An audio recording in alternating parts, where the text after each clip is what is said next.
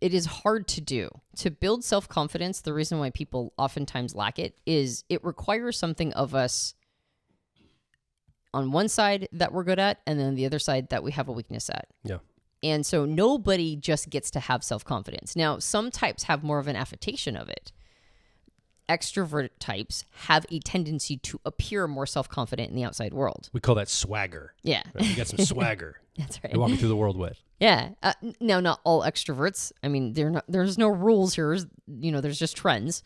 So this is not a rule, but extroverts have a tendency to have the affectation of confidence, and they do tend to have confidence in the outside world a little bit more.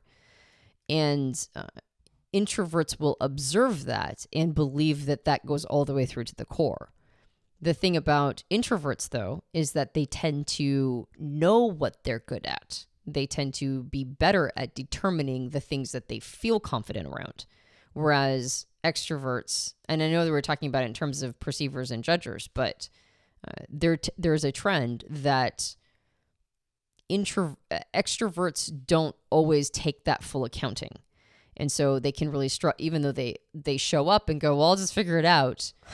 Anytime they're in a situation where they're once bitten, twice shy, or something doesn't work out and they start to feel like, oh, just moving and being in action is not saving me here. Their challenge is doing the inner work they need to do oftentimes. So obviously EPs, the ones that lead with extroverted sensing or sensation or extroverted intuition or exploration, they're going to be the most likely to just get into a situation that has an obstacle and just tell themselves they can figure it out. And they're going to be the most undermined by their lack of taking an accounting. And IJ types that lead with introverted sensing memory or introverted intuition perspectives are going to have the reverse problem. And then the other types are going to fall somewhere in between, depending upon the work they've done with their co-pilot function, their relationship with their 10-year-old or tertiary. That's going to very much influence all of this.